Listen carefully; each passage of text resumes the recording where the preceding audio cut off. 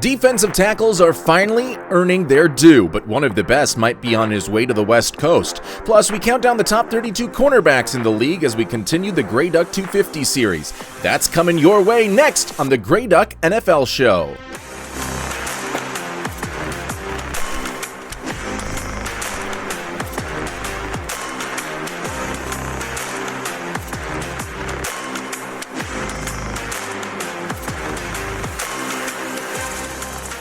Well, hello and welcome to the Grey Duck NFL Show. I'm your host, Josh Kolojeski, and each week we deliver thoughtful analysis, clear-eyed discussion, and informed perspectives on the National Football League, covering the games, trends, performances, and storylines that define the season. Whether you follow every snap or simply enjoy sharp football conversation, you're in the right place. So, let's get started. On today's show, we have got a lot to talk about. Training camp is underway for all 32 NFL teams. We've got extensions. We've got players who want out of their current contract. We've got season-ending injuries to discuss and all of the drama that comes with the NFL at this time of the year. Once we get through the news, we'll continue our series on the Grey Duck 250. That is a countdown of the top 250 players heading into the 2026 NFL season.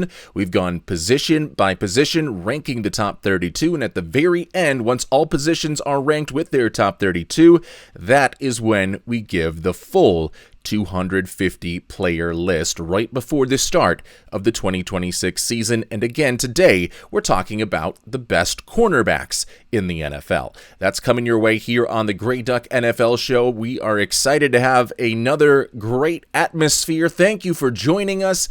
We are part of the Grey Duck Sports Network, and you can follow us on YouTube or on Twitter at Grey Duck Sports. In both of those places. On TikTok, we are at grey.duck.sports. There you will find some clips from this show as well as the other podcasts on the Grey Duck Sports Network, and a bunch of stories about the history of the game, my analysis of film breakdown once the regular season gets started, and just my takes on the everyday minutia of the NFL, which never takes a day off. Let's get into the news, and we've got some fun things to talk about if your name is Jalen Carter, because you have just become $152 million richer. Jalen Carter, the Philadelphia Eagles defensive tackle that was taken with the 9th overall pick in the 2023 draft, is going to get a big-time contract extension. He just saw his teammate Jordan Davis, his fellow defensive lineman who plays right next to him, get a big payday. Well, Jalen Carter's dwarfed his. He signs a 4-year, $152 million extension. $106 million of that is guaranteed. So this isn't some fake 4-year deal that's really a 2-year deal. He's going to get paid most of this money over the course of his career, and from his play, I would say he certainly deserves it. It makes him the top paid defensive tackle in the NFL. We know that there have been some problems off the field even before he joined the NFL with the street race that he had that led to the death in a crash of another person with the staffer of the University of Georgia football team that was in another car that was involved in the street race. We know about the spitting incident that kept him out of the first game. So there is some risk there, but none of those things are stuff that would be, for me, prohibitive. It would worry me too much about his future availability to be on the field with off-the-field issues not being a concern. I think the only way that he wouldn't be on the field is if he was dealing with some injuries. The one thing that does give me some pause and does make me look at this, because we know Jalen Carter, when he's one-on-one and when he's at his best, he is the best interior pass rusher, or one of the best interior pass rushers in the NFL. Nobody gets as many two-way goes on the interior as Jalen Carter does. And what a two-way go is most of the time when you have people rushing the passer, all of them, except for one, maybe two, depending on how many people are coming, have an assigned gap to run to. So if you see like an edge rusher only trying to get to the outside on a play and you think that he has an interior counter move that he could use, the reason he's not using that is likely because he doesn't have the two-way go and someone else is responsible for that gap. And if he does go to the inside, then he just runs into that player, knocks them off course. It disturbs the rhythm of the entire pressure package, and it usually doesn't lead to getting pressure on the quarterback. But you will have one or two players on every single play, every single passing play that have the two-way go. And a lot of times it's the edge rushers, and the two-way go gives you the option to go through either gap, which means that either gap on either side of you against whatever offensive lineman you're going up against, either gap is going to be unoccupied. There is no designated rusher through that path. And that is typically reserved for the top pass rushers on your team. And Jalen Carter has been one of the top pass rushers on the Philadelphia Eagles. So he, a lot of the time, is given that ability to rush the passer with the two-way go. However, when he's not at his best, it definitely has caused some concerns for that Philadelphia Eagles defense. Now, it's already a contract that is paid for itself because his playoff performance during the 2024 season that led to a Eagles Super Bowl win was completely legendary. Him and Milton Williams just doing everything against every team they went up against during that run, whether it be the Packers, Rams, the Commanders, or finally the Kansas City Chiefs. It was an historic run. So that you already have that benefit from the Jalen Carter tenure in Philadelphia. I am a little bit concerned, not because he necessarily takes plays off, but because his pressure rates took a little bit of a dip in 2025. And I'm not exactly sure why that is, but if you look at the list of players that have a better pressure rate that are defensive tackles, whether it be a 3 technique or whether it be a nose tackle or a 5 technique in a 3-4 defense, when you look at the list that have at least 300 pass rushing snaps in 2025, there are a ton that have a better pass rush win rate or a pressure rate than Jalen Carter. Jalen Carter's is decent. It's not bad. It's 7.7%, but guys like DeForest Buckner, Calais Campbell, Adetomiwa Adafor, Braden Fisk, Brian Breece, Daron Payne. We got John Franklin Myers, Jalen Redmond, Rook Orororo, Gervin Dexter, Quinion Williams, Osa Odigizua, Christian Barmore, Kwity Paye, Mason Graham, Jeffrey Simmons, Eric Armstead, Kobe Turner, Chris Jones, Vita Vea, Byron Murphy II, Leonard Williams, and Zach Allen all have better pass rush pressure rates than Jalen Carter had last year. And Jalen Carter is not necessarily this stalwart against the run. He has Jordan Davis to kind of double gap things next to him. And if a guy comes through his gap, he'll be able to make a play. But he does run into some issues when his pass rush moves don't work. And we're going to talk about what that looks like with Vita Vea here when we get to a piece of news about him in just a moment. But if his pass rush doesn't work, if the move that he goes with doesn't work, it hurts the rest of the defense's ability to rush the passer, because the way that Carter rushes is not with pure power from that defensive tackle position. He'll usually do a rip to try and get through whatever gap that he is in, and he'll try to use more of that athleticism than just pure power. And the issue there is that if he gets stood up, he doesn't necessarily have the power to push the interior pocket back. Even when some of these big defensive tackles, Caden McDonald, you're going to see this a lot with Houston. His sack numbers are not going to be big, and his pressure rate is not going to be big.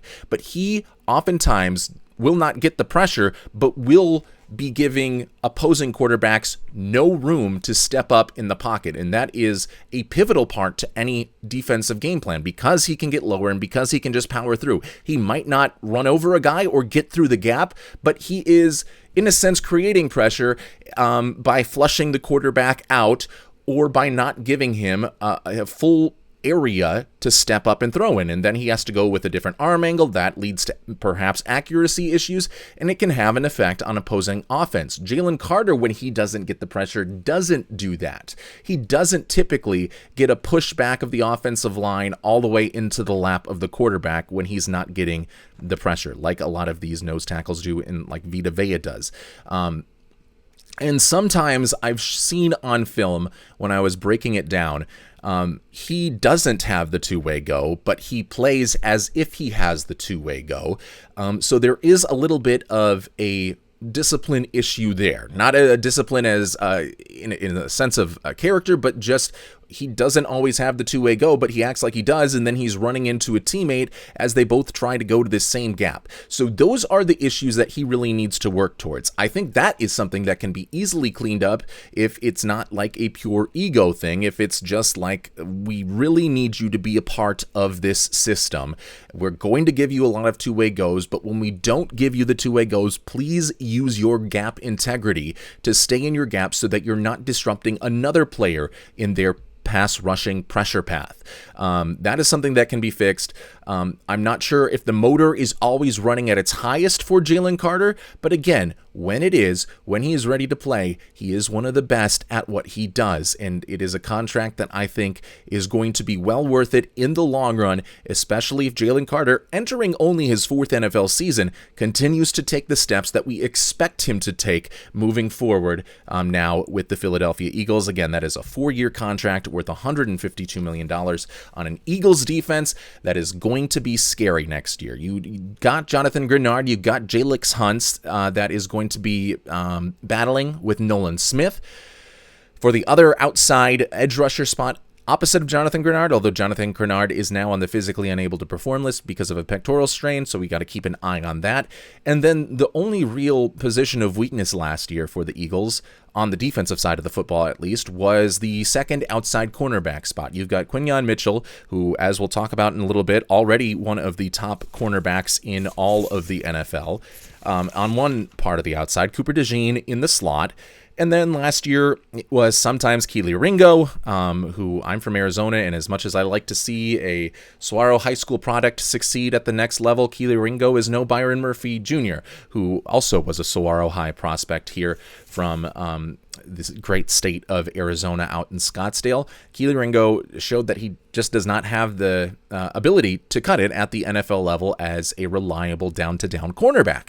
And then they also had Adoree Jackson as well, who didn't have his best game. They were looking for someone to take that position, and they played a lot more man coverage last year, and so they bring in Reek Woolen, who is a solid man coverage corner, and I think better than a lot of people give him credit for. He's going to be better than Ringo, than Jackson, than whoever else is on that side, and I'm excited to see. I don't like the Eagles, but I am still excited to see how well that defense plays. I think Jihad Campbell, if you listen to our linebacker show, is going to take a significant step forward in a season where he already did show a lot of promise under the hood. It just didn't always show up in a highlight reel sort of play, and then you put him next to Zach Bond in his 3rd year in the Vic Fangio defense. I really do not see unless injuries start to happen, I do not see any weakness, any hole in this Philadelphia Eagles defense. If you talk about the offense, then yes, I see a lot of problems that could plague the team, but defensively, they are strong at every single position, and now they've locked down 2 key members of that defense with both Jalen Carter and Jordan Davis, and pretty soon they're going to have to pay Cooper DeJean, and they're going to have to pay Quinyon Mitchell, and they might have to make more financial decisions, but that is going to be well down the road, and they do not have to worry about that for the 2026 season and their Super Bowl aspirations for the 2026 season. Going from one defensive tackle that did get paid to another that wants to get paid, and that is Vita Vea, the nose tackle of the Tampa Bay Buccaneers. Plays a lot of zero technique, plays a lot of one technique. I've seen him in the 3 or 4 eye technique as well as in interior rusher on some passing downs, but Vita Vea, for my money, is maybe outside of like Dexter Lawrence and Jeffrey Simmons. I would put him ahead of Jalen Carter as one of the top defensive tackles in the NFL. And it used to be he was just a guy that could 2-gap in the run game, which means you're responsible for the gap on each side of you, and you kind of have to play straight up with your hips aligned right at the offensive lineman that you're going up against, so that when you do push your arms on him and stack him, you are able to control the block and go to either gap. And that is difficult because running backs have that agility, and they can go to one hole and then or juke towards one hole on one side of the offensive lineman that you're matched up against and make you move to that way, and then they have the quickness to cut it back to the other side. You have to be matching that quickness with your ability to control the block, with your arms, with your hands, and Vita Vea does an excellent job of that. And at first, that was the best part about his game, and it still is the best part about his game, but it really was the only strength at that time about his game. Now he's also able to disrupt gaps to get pressure. He had a higher pressure rate than Jalen Carter last year with 8.5% compared to Jalen Carter's 7.7%, which isn't a big difference, but the number of stops that he gets as a defensive tackle blew Jalen Carter's out of the water. And that means not only is your nose tackle, who a lot of the times is not going to get tackles and is kind of a sacrificial piece on your defense, that they don't put up numbers on the stat sheet, but their role is important. Like Pat Williams was a guy for the Minnesota Vikings back in the day where it was important to have him do that two gap to let everyone else make plays around him.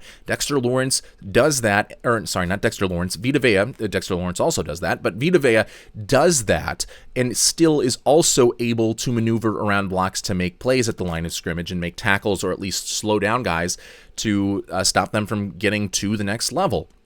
So he makes plays happen for other people. He makes plays happen for himself. And he's also been an excellent rusher. Maybe not like a premier pass rusher, but the way that he can knife under and take a step to just attack a gap, slant through a gap, and get to the quarterback quickly is something to be admired. And much like we talked about, Jalen Carter doesn't have the ability to push the pocket, to use his power, to push a center into the lap of his quarterback, even if he's not creating a quote-unquote pressure by the letter of the law. Vita Vea, every time when he gets stopped, even if it's a double team that's stopping him, he always seems to win the leverage battle and get a push against the offensive lineman, giving them a hard time anchoring against him because of his mass, because of his strength, and because of some of his surprising quickness. So if the Tampa Bay Buccaneers do not want to pay Vita Vea, they are going to lose a premier player on the defensive side of the football in the NFL. Because even when he's not getting pressures in the pass game, he is pushing the pocket so that the opposing quarterback, if they need more time, cannot step up and step in and get as much power behind their throw. But now they have to roll out. Now one side of the field is completely taken away. And now you've given your edge rushers open attacking lanes because they can just peel off of whatever offensive tackle was blocking them from getting to the inside and chase down the quarterback to the outside. It brings a lot of different strengths to have a player like Vita Vea on your defense, and he is realizing that, and he wants a contract extension, and he wants to get paid, and he should get paid, and it should look similar, if not more money, to the Jalen Carter contract. Now, Carter may be a little bit younger, so maybe it's not going to be the 4-year, $152 million deal, but it should be kind of the same AAV for a 2 to 3 year deal, because Vita Vea still has shown that he's not going to slow down anytime soon. We can talk about the problems that the Buccaneers have with their contract situations. Obviously not being able to re-sign Mike Evans in free agency, and then it looks like they're not going to find a deal with Baker Mayfield before the season starts, and Mayfield is going to become a free agent, which if I was a Buccaneers fan or a Buccaneers front office person, I would agree with taking that route, because I'm not exactly sure that Baker Mayfield is worth paying the top dollar that the Buccaneers would have to pay if they were going to extend him to make him a top 10, top 15 highest paid quarterback. I don't know if he quite has that pedigree at this point anymore. But Vita Vea is the one that they absolutely need to lock down. And for the sake of the Tampa Bay Buccaneers fans everywhere, I hope that this is just a negotiating tactic, because I think a lot of the entire defensive game plan falls apart if Vita Vea is not in the game. Kolojeski is a great pass rusher. Kolojeski can't hold two gaps like Vita Vea can, however. So having those two in combo with one another on the defensive line makes everybody else on that defense look better. And yes, they're going to have Ruben Bain now, so he's going to be a key defensive opponent, but I still don't think the effect that Ruben Bain will have on the Buccaneers defense this season will come anywhere close to the effect that Vita Vea's Vita Vea's play will have on the Tampa Bay Buccaneers defense if he does indeed stay. Maybe it's not about money, though. Maybe it is Vita Vea just wanting to get out of the Todd Bowles system, wanting to find a new place to play. Some of the rumors have said that Vita Vea wants to go to California, which is where he's from. Northern California is where he grew up, so San Francisco would obviously be the city or team that would be implied there. But he also, the report was, he would also be open to going to the Las Vegas Raiders. Any California team or the Las Vegas Raiders are his preferences. Now, how much of a say he has in that, if he is traded, if this is an untenable situation that would be here even without the potential contract negotiations, even if it is just a clash of personalities, it is a clash with the organization, and he doesn't want to be there anymore. He might not have as much say as to where he wants to go, but he can also let his agent know to other teams that he would not be willing to sign an extension with, like, say, if the New York Giants wanted him and he didn't want to go to the New York Giants. His agent would, tell the Giants general manager, we're not going to sign an extension here if he is traded here, and then the Giants aren't going to be offering as much. So he does still have a little bit of say, even though he is not the one responsible for ultimately making the move. But let's look at some of the potential places that Vita Vea could go. And when I was breaking down the list of teams, obviously I took in the comment in the report about California into heavy consideration, but I also wanted to look at what teams use stunts a ton, because the Vita Vea, when he is not rushing one gap, he is excellent. He moves well. He moves a lot better laterally than you would expect a player of his size to move. And he is excellent at disrupting the pocket by doing stunts. And what stunts are is you are kind of looping from your gap to another gap to basically set a screen for another rusher, or to have two offensive linemen run into each other and open up a gap. So Vita Vea we've seen him do that 2 gaps over, 3 gaps over, even at times, going from his one technique position to actually stunting all the way over to the C gap to try and attack there, while opening up space now for like Levante David or Yaya Diaby to get in there and make the sack.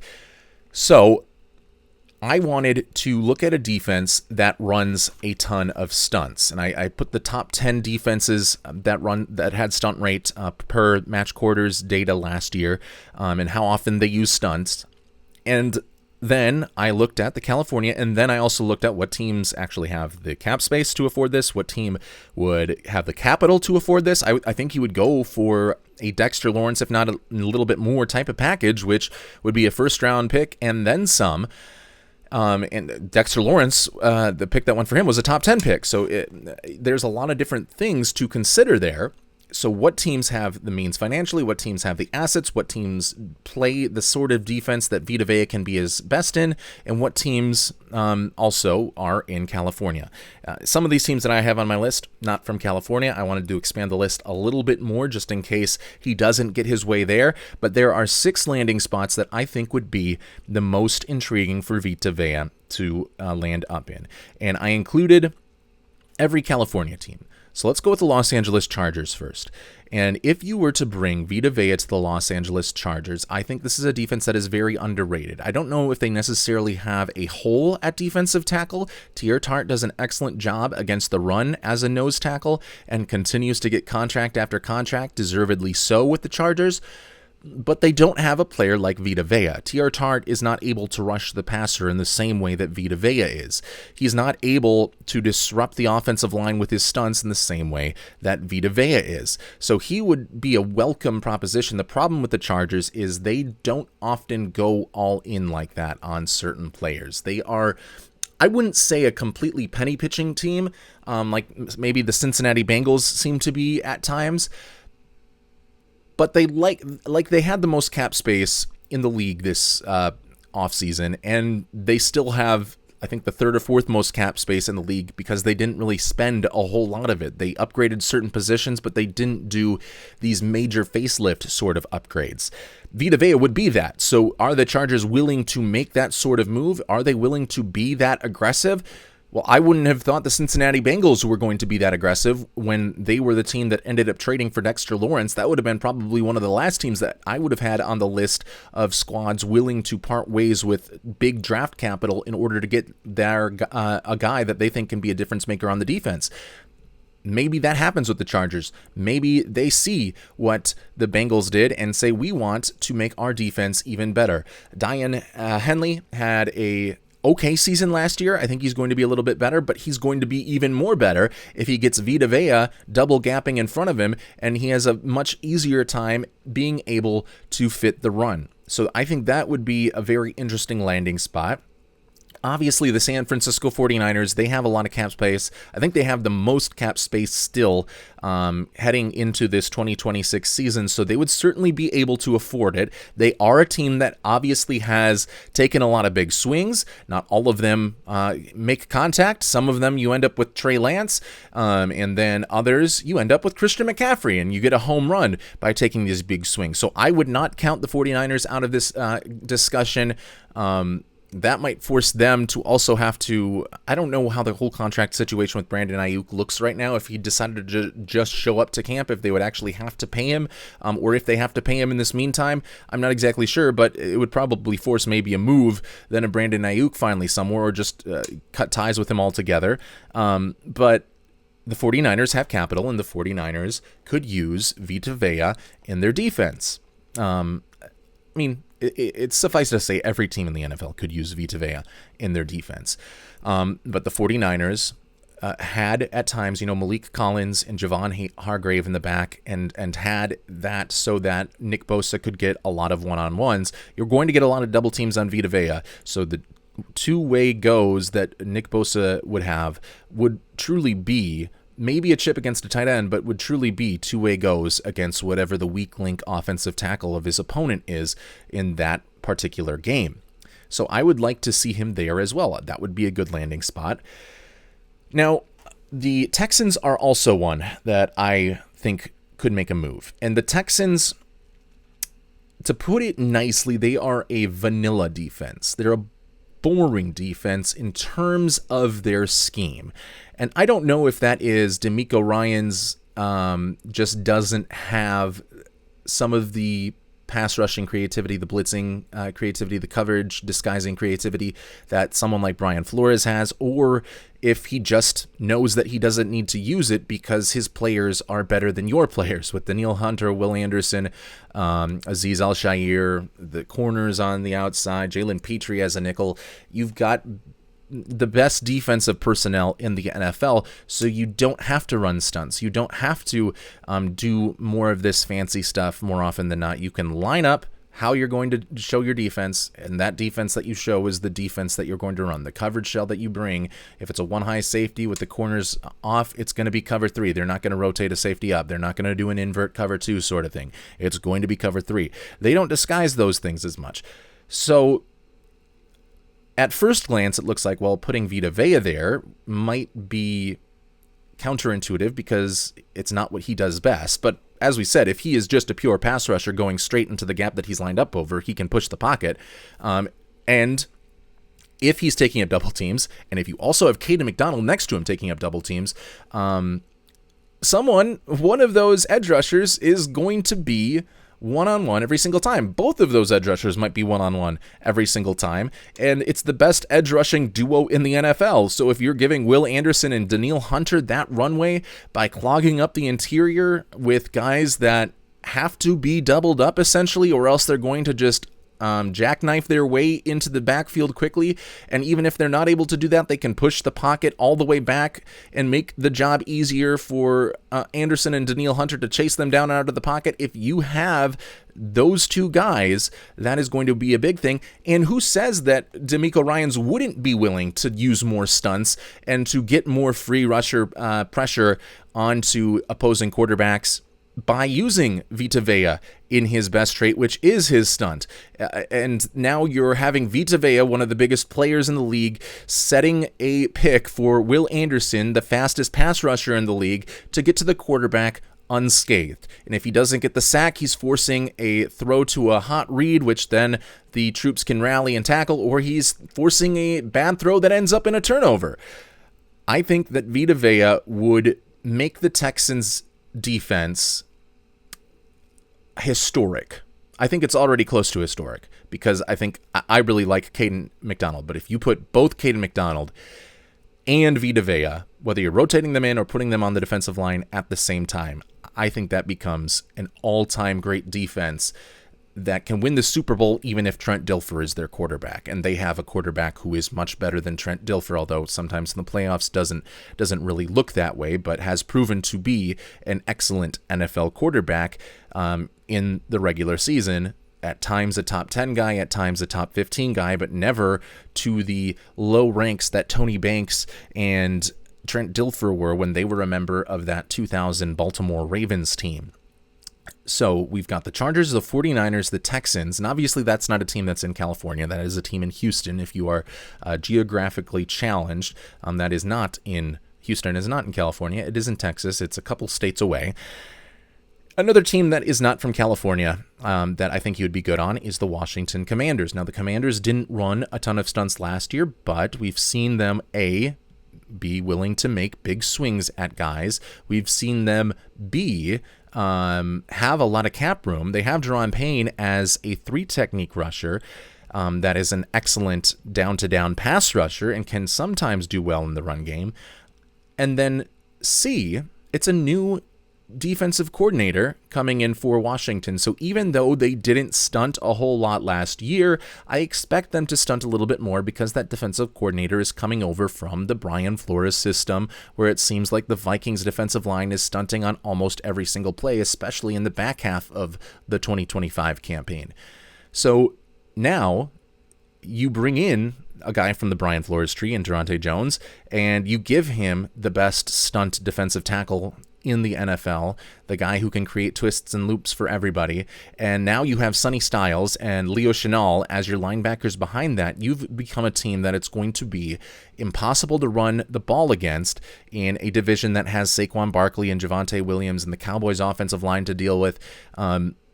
You get a great equalizer on the field if you go and make a move for Vita Vea and are willing to sign him to a long-term deal after that, and if he is willing to sign the long-term deal as well. And they have first-round picks. I know that these last 2 drafts haven't been like the most, they haven't had the most capital because of some of the moves they made for like Laramie Tunsil, but they've still gotten good players. I like Trey Amos. Obviously, I like Sonny Styles. So I would really enjoy seeing him play for the Washington Commanders as well, and I think he would be a good fit.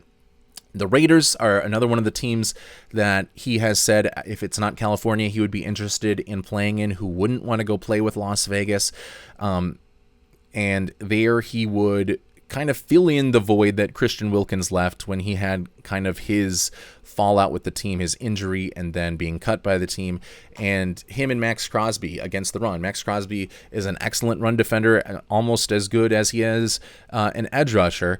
The Raiders still have a lot of cap room. They can afford it, and if they are looking to rebuild their team, Vita Vea can be a foundational part of that rebuild for the Las Vegas Raiders. But let's be honest, Vita Vea is going to end up with the Los Angeles Rams. And you might be thinking, how? How on earth would Vita Vea end up with the Los Angeles Rams? They don't have a weakness on the defensive line position. Even before they acquired Myles Garrett, they did not have a weakness on the defensive line position. They had Josiah Stewart. They had Kobe Turner. They had Byron Young, the good one. They had, obviously, at that time, Jared Verse. And they had a bunch of different players, Braden Fisk, that rush the passer well and can really get after it. But that did not stop them for trading for Myles Garrett. That did not stop them from going from a B-plus edge rusher in Jared Verse to an A-plus edge rusher in Myles Garrett. And because they were willing to part ways with Jared Verse, they still have a couple of first-round picks in the next 3 drafts, which is you can trade 3 years out, your first-round picks 3 years out, or all your draft picks 3 years out. So they still have 2 first-round picks that they can part ways with if they really want to bring in Vita Vea. And you might be asking, well, if they've just signed Myles Garrett to this big extension, how are they going to afford Vita Vea? And I'm here to tell you that as of right now, Thanks in part to Matt Stafford's cap hit next year, this is a team that still has $70 million in cap space for the 2027 season. So they can structure the contract in a way that with a big signing bonus perhaps this year, they would not have to eat a lot of cap this year, and they could fill it in a lot in that $70 million open space year. And then by the time we get to 2028, 2029, new TV deals is going to continue to increase how much cap space teams have, and it becomes less of an issue paying both of those guys.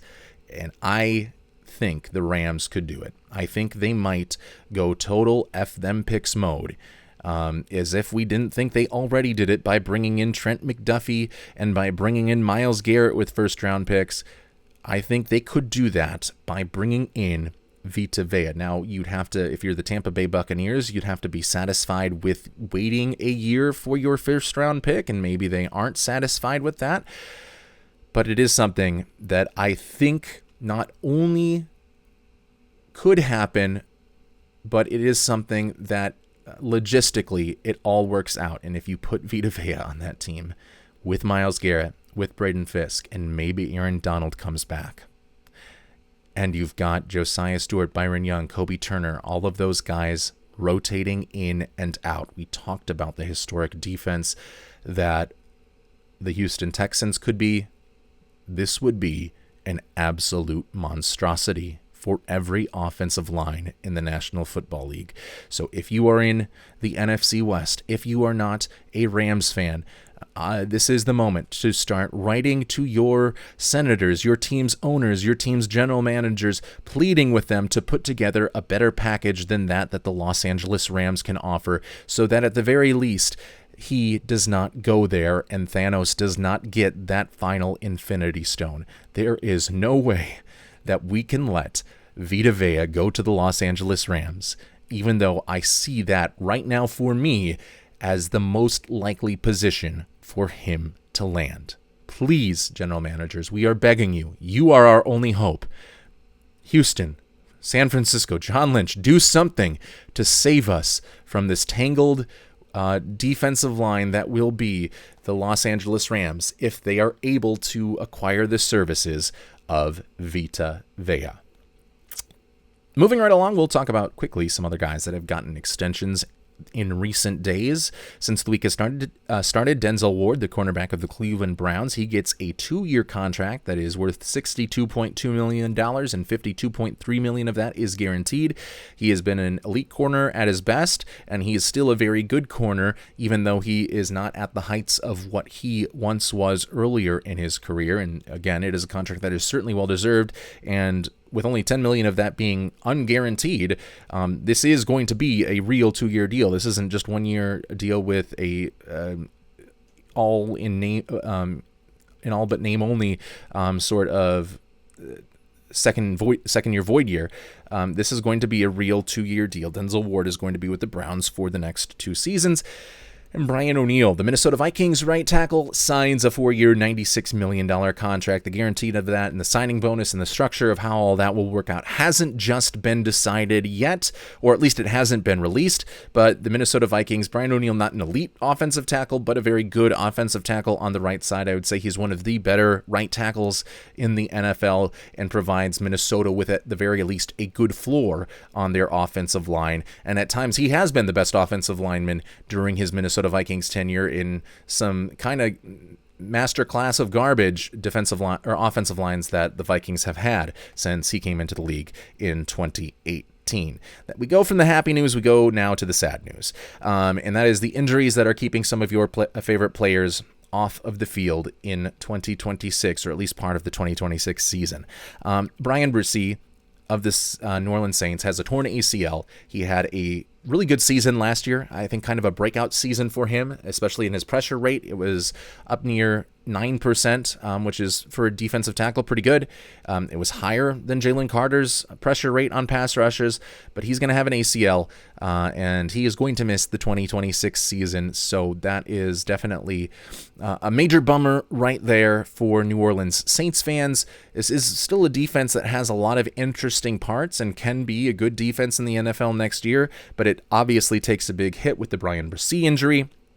Meanwhile, Shamar Stewart, although pictures of it looked like his leg was bending in a way that it was not supposed to when he was carted off the field on Wednesday, Shamar Stewart's injury is just a hyperextension. So not like this total blown up knee that it looked like it very much could have been, kind of something akin to the Tyreek Hill sort of injury. It is just a hyperextension, so he should not miss too much time in the regular season, and he could even make it back to the regular season depending on how fast he heals. I know there are Bengals fans that are hoping for a lot from him and are hoping to see him really take a step forward after not doing a whole lot during the 2025 season and also dealing with injuries that year. He was an athletic freak coming out of Texas A&M, and he was the Keldrick Falk of last year's draft class, an unproven pass rusher that hadn't put up the results but put up the moves on tape and had the raw athleticism score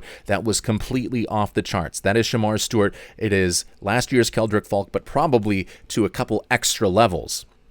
Another guy that I like, maybe he's not going to be hitting the headlines as much, but I really liked him as a wide receiver coming out, and I really liked the role that he was going to play in this Carolina Panthers offense, and that is Chris Brazzell II, the wide receiver from Tennessee, who is 6'5". Their latest 6'5", 4'3" wide receiver that doesn't seem to pan out because they've only ever played on the outside, the very outside during their NFL career. I thought, and I think Chris Brazzell is going to be the exception there, because when he was at Tulane the year before, he was used in all sorts of formations and he was used in all sorts of spaces as a slot, tight towards the formation, way out wide.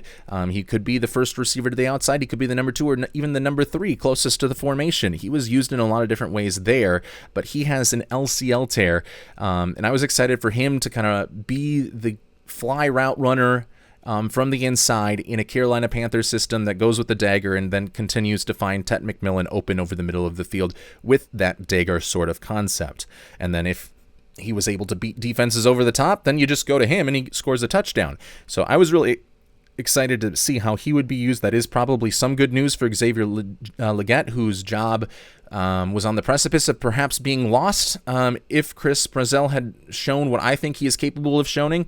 But now Brazzell is going to be out 8 weeks. I'm not sure if that is 8 weeks of the regular season or if that is 8 weeks from this point on, and then he could be back early in September. But it's certainly going to be tough to catch up in that Dave Canales offense. If you were missing 8 weeks, he's going to have to put in a lot of film work, I think, and hear what the coaches have to say and do a lot of the mental work during this time as he recovers from the LCL tear. And then not a player that was injured, but a head coach. The San Francisco 49ers, Kyle Shanahan, suffered a concussion in a car accident earlier this month on July 14th. He got into a wreck. He says it was his fault, even though some of the data originally had said that it was the other driver's fault. He came out and clarified that the other day to make sure that he was the one that took responsibility for the crash, which is a noble move, which you don't have to do. Maybe, I mean, you might be breathing a sigh of relief if it was really your fault and the data in the car says it was the other person's fault. So I have a lot of respect for Kyle Shanahan for doing that and keeping the heat off of whatever driver also collided with him. Both drivers were okay. Shanahan, I guess, nearly lost an eye, had 40 stitches, had a concussion, and he has been back at training camp for the San Francisco 49ers, slowly reintegrating himself. Concussions can be kind of a weird beast that can last for a little bit, or we saw in Jaquan Brisker's case for the 2024 Chicago Bears, he had a concussion and missed the whole season because of it and didn't come back to the team until 2025.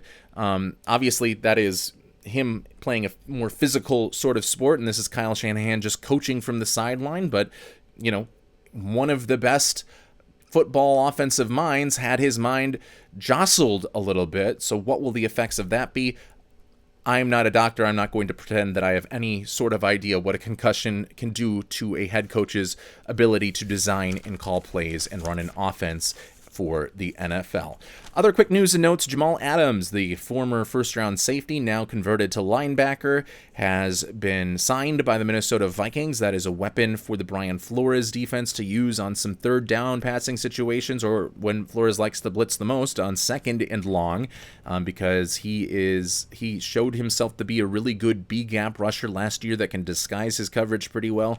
Taysom Hill, the New Orleans Saints gimmick player, is now going to leave the Saints, where somehow he had a ton of success throughout his career. Every time he was brought in the game, it was going to be some sort of design to him. They're not just bringing him in to be a decoy. I don't think he was ever used as a decoy, and even so, he was able somehow to run past everyone or throw a 50-yard gain, and it was the most annoying thing ever because it was one of the least talented throwers of a football that we've ever seen that was just a super athlete, and it was frustrating that a gimmick like that could last for 8 NFL seasons or 9 NFL seasons, whatever it ended up being. He's not retiring, but he is moving on from the New Orleans Saints. And then some pretty sad news, but also with some silver linings.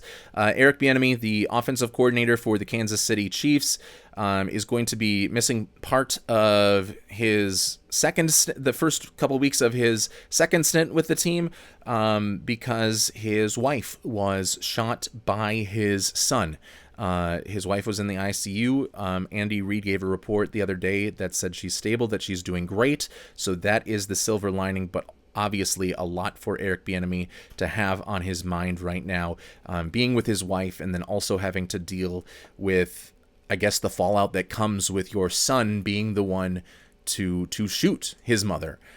So that is obviously something we send prayers, well wishes, whatever it is that you send on a mental pathological sense over to somebody based on your creed, religion, or beliefs. Send that to Eric Bieniemy and his family, because they certainly need that support. And it's just going to be a tough time throughout these next couple of weeks. But the good news is that she is in stable condition right now and seems to be a non-fatal wound that was suffered. So thank God for that. All right, that is the news that we have for you. So let's get into the meat and potatoes of today's show. And that is the top 32 cornerbacks in the NFL going into the 2026 season. And I want to say who I think are going to be the top 32 cornerbacks in 2026. It might not just be players based on their past pedigree and what they've been able to do in past seasons. Just because a cornerback last year might have been the best cornerback in the league, this year they might have moved down a spot, because it is what I am projecting based on how their athletic ability looked on film last year, based on the system that they're now in, based on if I think they're going to take a step back, and based on some of the rookies also coming in as first round, second round, third round draft picks and getting a chance to be players during this 2026 season. So with all that being said, here is the top 32 cornerbacks that I have who will be the best during the 2026 season. At number 32, I have Dax Hill of the Cincinnati Bengals. He took a couple of steps forward last year. Him and another guy that you'll hear about in just a little bit had kind of solidified Cincinnati's cornerback need a little bit more. It had been a secondary throughout most of the prior year and a half, had really been bad. And they continued to stick with some of their cornerbacks that had shown themselves to, even at times being bad, have shown themselves to improve in practice. And Dax Hill is one of those guys. And he is now ranked as your number 32 cornerback for those Cincinnati Bengals. Number 31, I'm going with D'Angelo Pons of the New York Jets. He is the rookie that the Jets drafted, I believe, in the second round, but I had a really high grade on him. He is shorter, he is smaller, but he is an excellent outside zone corner. He can also play man-to-man. I know the Aaron Glenn system is going to like to play man-to-man a little bit more than perhaps D'Angelo Pons was used to at Indiana, where he played more of a zone match sort of style, but he was able to go up against wide receivers on the outside, and despite having a disadvantage in his height and in his size, was able to win a lot of contested ball sort of things, and was able to click and close whenever he needed to click and close quickly. He's got great instincts, he's got great burst on the click and close, and he is going to be an integral part of this New York Jets defense. In fact, I'm going to call it now, he is going to have the first interception by a New York Jets player since the 2024 season. Another rookie coming in at number 30 is Avion Terrell of the Atlanta Falcons. I liked Avion Terrell to be a very good nickel corner, even though he played a lot on the outside. I think him being in Atlanta is a good place for him to lean into, where there is going to be a lot of pressure being conducted by the front seven of the front for the Atlanta Falcons defense. I think that's going to give Avion Terrell, in his first season, perhaps less time that he needs to actually be in man-to-man coverage on a specific player, because the quarterback needs to get the ball out so quickly. And I think even though some of his athleticism scores at the combine and at his pro day were less than ideal and less than people thought, this is still a guy that at one point was seen as a first-round pick, and he does a lot of different things really, really well. It was a cornerback that I would have wanted Minnesota to select, but the Atlanta Falcons selected him right in front of the Vikings in that second round. And how about for number 29, we go with his brother, A.J. Terrell. A.J. Terrell of the Atlanta Falcons has always been a solid cornerback in the NFL, and now he gets to play with his brother. I'm just excited to watch that secondary because of the brotherly love that hopefully those two show to one another, and maybe they're able to, at one point, one of them gets a interception and is returning it to the house, and he laterals it to his brother, and we can all talk about it on social media, and the NFL can post about it on Twitter, and we can all say kumbaya and look, the world's not that broken. That might be asking for too much, but that is A.J. Terrell coming in at number 29. Number 28, Jarrian Jones of the Jacksonville Jaguars. He is an exceptional inside slot cornerback in a time where you need good slot inside cornerbacks. Jarrian Jones is a certified playmaker. He doesn't give up a whole lot to his intended receiver, and I think he's going to take his game even a step further in this Jaguars defense that plays a lot of palms sort of coverage, where if he is on the inside, he's going to typically have more of those underneath zones. But I'm excited to see what he has as the apex defensive back for that Jacksonville Jaguars defense. Joey Porter and the Jr. on the outside for the Pittsburgh Steelers. He's going to be part of a pretty good cornerback room with another guy that we'll mention a little bit later, but he has continued, I think, to prove a lot of doubters wrong about his ability to play at this level. There's been times where maybe his PFF grade hasn't been completely up to snuff, and he still seems to improve every single year. His dad, obviously, Joey Porter Sr., the Pittsburgh Steelers, I'm sure he's in their Ring of Honor or Hall of Fame or whatever. I guess I don't know that for sure, but one of their best pass rushers of all time. Now he gets to continue, Joey Porter Jr. gets to be one of the best Pittsburgh defensive backs of the 21st century, and he comes in at number 27. Number 26, perhaps a guy that if we were doing punt return rankings, he would come in at number 1 with a bullet, but as a nickel cornerback, he has shown himself to be good at that position as well, and that is Marcus Jones of the New England Patriots. He is, again, a nickel cornerback that made his pay in the NFL by being an elite punt returner, and has slowly worked his way into this New England Patriots defense to be on the field more often than not. And it is a Patriots secondary that is just excellent right now and played a lot of different styles, gave a lot of different looks last season, and Marcus Jones was able to thrive in all of those different looks. Now, number 25, maybe a guy that you haven't heard of as much, is Noel Williams of the Kansas City Chiefs, but he's one of the reasons why Kansas City was so confident to trade away Trent McDuffie at before the NFL draft. They have a lot of faith in him to be a good outside corner. Why they didn't bring in Jalen Watson back on a free agent deal, why they let both of those guys go to the Los Angeles Rams, it's because they knew they were going to draft a pretty nice corner, and they knew they also had Noel Williams ready to take the next step forward with more playing time this year.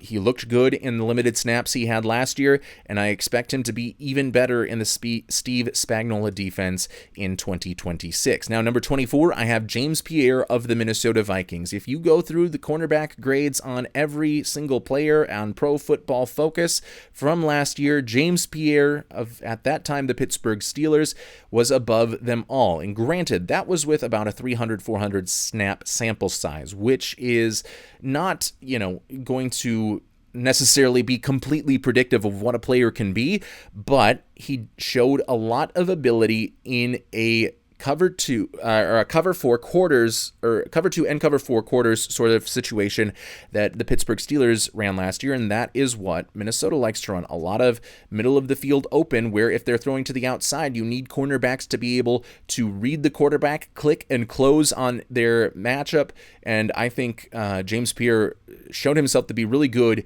at knowing when the wide receiver was going to break, where they were going to break, and exploding towards that wide receiver, going downhill so that he could come up with a pass breakup more often than not. So James Pierre is going to come out at number 24. Number 23, another player for the Jacksonville Jaguars, that is Jordan Lewis. I really like what he has been able to show since coming over. I forgot what team he was on, but I think it might have been on Dallas. But as a nickel cornerback, Jordan Lewis looked good in his first year in Jacksonville. He's had to play a little bit on the outside as well. Him and Jerry Jones have both been formidable in that Jaguars defense. And another guy that has been formidable in the Jaguars defense is our number 22 player. That is Monteric Brown of Jacksonville. One of the more underrated players in the NFL is Monteric Brown, and he just fits the system that they are running there with Anthony Campanile. He fits that to a T with his ability to burst in zone coverage and to match up well with whoever goes into his zone. Then number 21, a man corner. This is the second Patriot that we've had on this list, and it's Carlton Davis III. He was a guy that had really good seasons in Detroit and continues to be good in man-to-man coverage even as he gets older and older, now as the second cornerback on the depth chart for the New England Patriots. Christian Benford is still an effective player for the Buffalo Bills, and he comes in at number 20. I like a lot of what he's going to be able to do, and he's going to be perhaps relied on a little bit more with Trey White now not being, not someone you can rely upon anymore. Jalen Watson of the Los Angeles Rams is number 19. I thought Watson and Noel Williams last year, when they were on the outside and McDuffie was on the inside, they made what was otherwise a pretty pedestrian defense last year for the Chiefs that didn't get a lot of pressure. I think they capped some of the explosives as best they could. Jalen Watson was a part of it. He gets a big contract payday with the Los Angeles Rams, and he will be their number 2 cornerback, depending on how you look at it. Eric Stokes of the Las Vegas Raiders is going to come in at number 18, a guy that had kind of been written off through the last couple of years of his NFL career, had a renaissance last year with the Las Vegas Raiders, but nobody knew about it because it was with the Las Vegas Raiders. I can expect him to kind of play at that same sort of level next season. Now, maybe he doesn't because he was in a cover 3 system with Pete Carroll, and it's going to be more middle of the field open, as most defenses are going to with 2 deep safeties, and so maybe he doesn't quite match up as well in that, but for right now, I'm going to put him at number 18. Sauce Gardner of the Indianapolis Colts, I do like still, but I think he has taken some steps back where he, for whatever reason, doesn't always play with his full concentration in coverage against defending or against opposing wide receivers. And also coming off of the injury last year, the Colts invested a lot of capital in him, but he's fallen down the list a little bit for me, but not so far so that he would be out of the top 32. Another underrated one that I really like is Diamador Lenore, and he is our number 16 cornerback from the San Francisco 49ers. Robert Saleh, everything he touched in San Francisco during either stint turned to gold, and Diamador Lenore was one of those players that really thrived in that Robert Saleh system. We'll see if he can continue to do that here in 2026, but I have him at number 16. Number 15, this is a cornerback that took a huge step forward last year, Mike Jackson of the Carolina Panthers. The Panthers ran a lot of palms and quarters coverage, and Mike Jackson was always on the field side of the play. So whatever, depending on where the ball was spotted, what hash mark it was on, he was on the side that had more space between the ball and the sideline, where J.C. Horn was the boundary corner, where he had more space, or less space between wherever the ball was spotted on the hash mark and the sideline. So Mike Jackson did a great job capping things for the Carolina Panthers, and really turned out to be a playmaker too, and solidified himself as the guy that plays next to J.C. Horn, who you're going to hear about as well in a little bit. Byron Murphy, the junior of the Minnesota Vikings, comes in at number 14. He's a versatile player that in nickel will play in the slot. If they're in their base, or if they're in big nickel where you have a third safety in, then he's going to play on the outside, and he just doesn't give anything up. There was a problem when he first came to the team in 2023, where at times he was being picked on, but he's shored up his game a lot, and unlike his similar alumni of Saguaro College in Scottsdale, Arizona, unlike Kelly Ringo, he has really shined as a cornerback in the NFL. Number 13, I'm going Cooper DeJean of the Philadelphia Eagles. He is one of the best nickels that this NFL has, and now he's going to be playing safety more in the base defensive sets, but he's still going to be in that same sort of role. He's going to be in the slot. He's going to be close to the box, and he's not going to let the receiver that he's going up against, slot receivers typically a little bit more jukier and with a little bit more agility, although with the power slot, he's been able to handle those guys as well. Cooper DeJean comes in at number 13. Number 12 is J.C. Horn of the Carolina Panthers. We just mentioned Mike Jackson. I know J.C. Horn doesn't have as much of the field to defend as Mike Jackson, but there's a lot of things in the minutia that J.C. Horn does well technique-wise, and has made himself a top cornerback in the NFL. Number 11 is DJ Turner. He is of the Cincinnati Bengals, and he is the other cornerback that I thought took a significant step forward for Minnesota.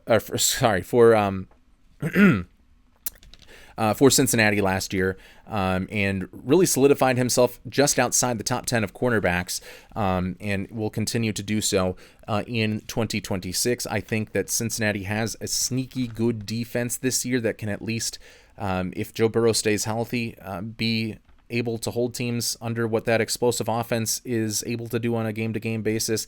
Talib Still comes in at number 10 of the Los Angeles Chargers. He, another underrated player that I think his name will be a little bit more known as we go into the 2026 season. Mansour Delane, the first-round rookie of the Kansas City Chiefs, is my number 9 cornerback because I think he fits what the Chiefs can do so well.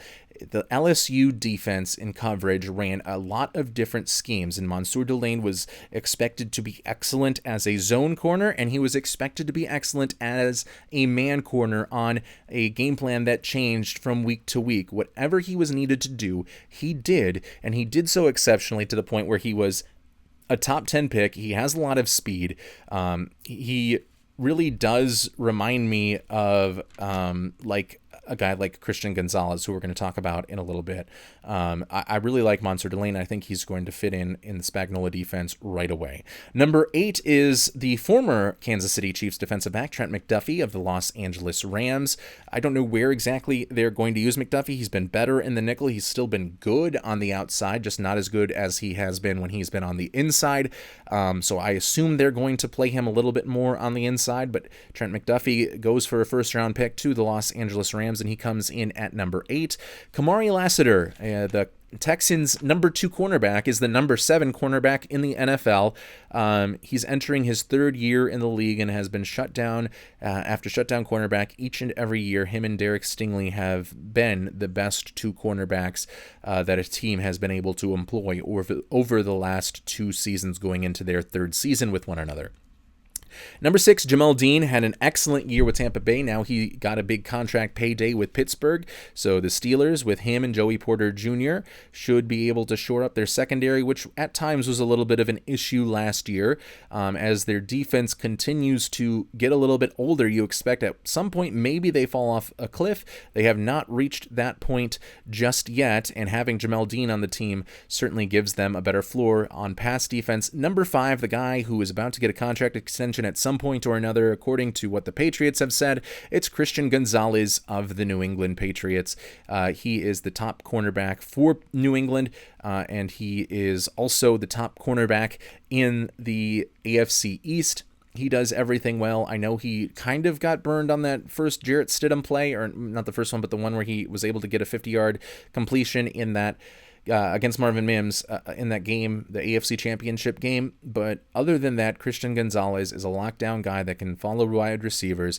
And then his fellow same draft mate, Devon Witherspoon from that 2023 cornerback draft, comes in at number 4. I really like Devon Witherspoon and Christian Gonzalez coming out. I had at the time Gonzalez one ahead of Witherspoon. They've now, from the NFL level, switched spots where I have Witherspoon ahead of Seattle. The things that he is asked to do in the Seahawks defense, Gonzalez isn't always asked to do in the Patriots defense, which doesn't mean Gonzalez can't do them, but because I've seen more of it on film with Devon Witherspoon, that gives him the edge for me. Also, Witherspoon playing more in the nickel. He's able to blitz off the edge. He had a couple of key pressures in the Super Bowl against the Patriots. I thought he should have been the Super Bowl MVP because how he was utilized in the few times that the Seahawks did employ a blitz and how he was used as a B-gap rusher and even as an outside A-gap rusher on a delayed blitz. He was able to do everything well, and he's good in coverage also. Number 3, Quinyon Mitchell of the Philadelphia Eagles. A guy that I was wrong on because I just didn't see him do anything man-to-man in Toledo and thought he was just going to be a pure zone cover, and his instincts I didn't like a ton, but I was completely wrong. Quinyon Mitchell has thrived both as a zone corner and as a man-to-man corner for the Philadelphia Eagles. I am willing to bite the bullet on that one. So Quinyon Mitchell comes in as the best cornerback in the NFC. Number 2, the number 2 cornerback in the NFL is Derek Stingley of the Houston Texans, and I know some of his numbers might not have looked like it last year if you just look at like the NFL Pro Next Gen Stats of nearest defender, but he still is a guy that can go one-on-one against any wide receiver and shut them down except for Kayshon Boutte for whatever reason. And then number 1, obviously, Patrick Surtain II of the Denver Broncos, physical corner, man-to-man corner that is kind of the same sort of player that we saw in the early 2000s that had success. Champ Bailey, Nnamdi Asomugha, Darrelle Revis. They'll shadow their wide receiver. They'll play him man-to-man, and they won't give up anything. Sometimes he can get too handsy, but you'll take it with what he's able to provide for your defense all day, all night. The former Defensive Player of the Year winner, Patrick Surtain, comes in as the number 1 cornerback for this year. And remember, all of these positions we are going to somehow put into a top 250 that comes just before the start of the regular season, the top 250 total players in the NFL. But let's just run through this list one more time from the cornerback position. Number 1, Patrick Surtain of the Denver Broncos. Number 2, Derek Stingley of the Houston Texans. Number 3 is Quinyon Mitchell of the Philadelphia Eagles. At 4, it's Devon Witherspoon coming in for the Seattle Seahawks. At 5, we go with Christian Gonzalez, the cornerback for the New England Patriots. Number 6 is Jamel Dean, cornerback of the Pittsburgh Steelers. I can probably stop saying cornerback because all these guys are cornerbacks. Number 7, Kamari Lassiter of Houston. 8, Trent McDuffie from the Rams. 9, Mansour Delane from Kansas City. Tarib Still from the Chargers is number 10. DJ Turner of the Bengals, number 11. J.C. Horn of the Panthers, number 12. 13 is Cooper DeJean of the Eagles. 14, Byron Murphy Jr. of the Vikings. Mike Jackson comes in at number 15 for the Panthers. Diamador Lenore for the San Francisco 49ers is number 16. Number 17, Sauce Gardner of the Colts. 18, Eric Stokes of the Raiders. Number 19, Jalen Watson of the Rams.